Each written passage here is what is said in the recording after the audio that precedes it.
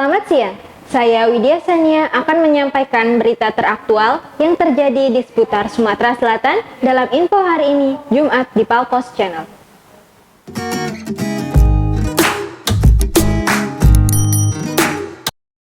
Diduga gara-gara tak mau membayar utang, Effendi, 49 tahun, warga Talang Sleman, Kecamatan Payaraman, Kabupaten Ogan Ilir, menghembuskan nafas terakhirnya.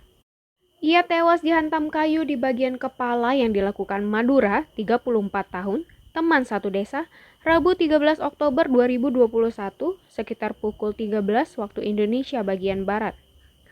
Berkat kesigapan polisi, Madura berhasil dibekuk di rumah orang tuanya di Desa Tanjung Lalang, Kecamatan Payaraman, sekitar pukul 19 waktu Indonesia bagian Barat pasca kejadian.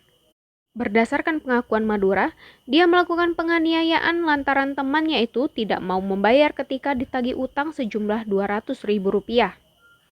Sementara Kapolres Ogan Ilir AKBP Yusantio Sandi didampingi Kasat Reskrim AKP Siska Agustina mengatakan pelaku memukul bagian kepala korban hingga tersungkur ke tanah. Dijelaskan Kapolres, tersangka dapat ditangkap berkat informasi dari masyarakat tidak lama setelah kejadian. Atas perbuatannya tersangka dijerat dengan pasal 351 ayat 3 KUHP dengan ancaman hukuman maksimal 7 tahun penjara. Laporan Isro Antoni dari Mapolres Ogan Ilir untuk Anda. Siang hari tadi itu berawal dari informasi adanya korban luka yang kemudian